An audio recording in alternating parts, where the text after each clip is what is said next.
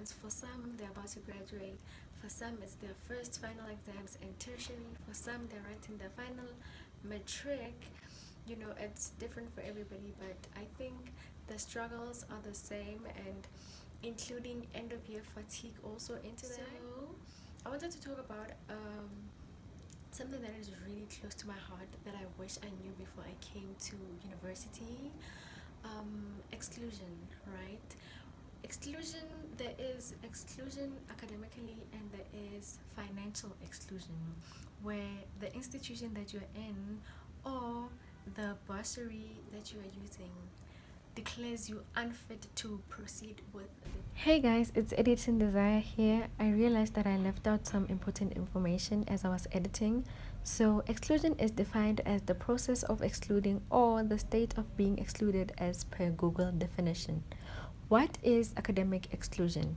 Academic exclusion is the process by which the university assesses the progress of a student towards the completion of their degree. The standards to which this decision is made is different from faculty to faculty. Exclusion rules are liberal. Well, that is what, according to university statuses, it says, right? Rules for exclusion are laid out in the faculty handbooks, right? How do I know if I have been excluded? Should you not meet the minimum requirements to proceed, you will receive a letter informing you of your status. So, what this means is that the school excludes you, and this doesn't only exclude you from the school system, but other institutions can see this, that you have been excluded, and they will keep track record of it. And in some unfortunate cases, if you have been excluded, academically excluded to be more specific, you have to wait, I think, a year or two in order for you to be able to return to a public institution.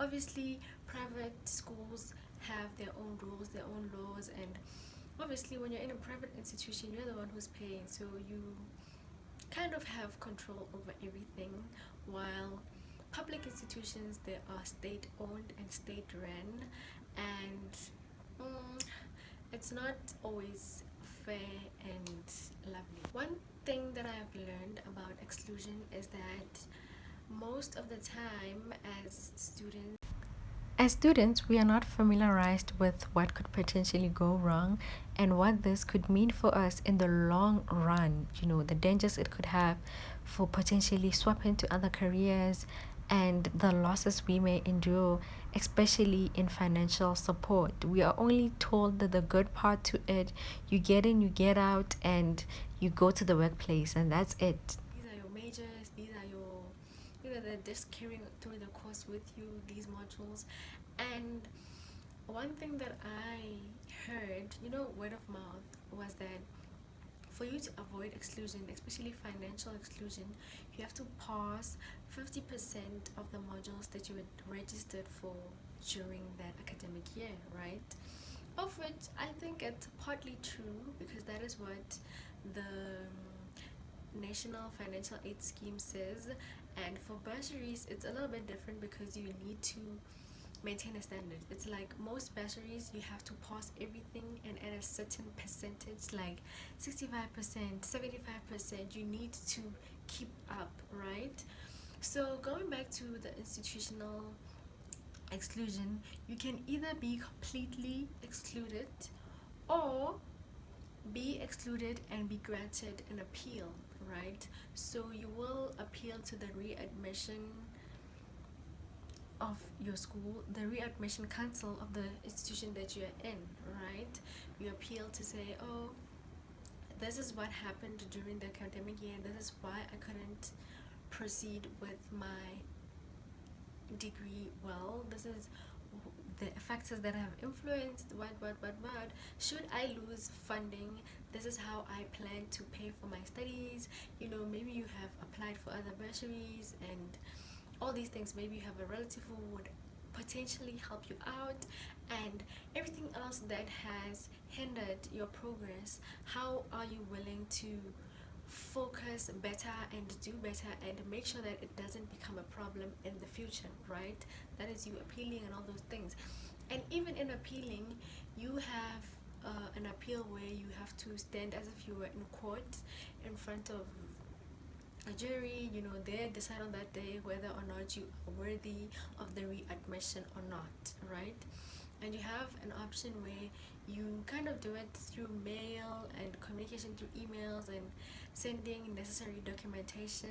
You need supporting documentation in everything. And going to supporting documentation, most of the time the schools will have like health facilities, mental health facilities, doctors, all these things, right? These programs or these aspects of the university, in most situations the universities put these aspects in place so that should the need arise, they have kind of something to protect themselves with, right? They would say to you, well, if you were struggling with 1, 2, 3, you could have went to campus health. If you were struggling with 1, 2, 3, you could have gone to the CCDU. They will at some point turn and use everything else that was supposed to help you to help themselves in a way. So it kind of says to you, you are on your own. Nobody has time for this. Nobody has time for you. It's either you wake up and you get things done by yourself, or nobody else is coming to do it. It's like this quote that I read this one time. It said, "No one is coming to save you. Save yourself." Right? So going back to the exclusion, right? Exclusion academically, so it has nothing to do with you failing 50% of your modules. You can, listen, it depends.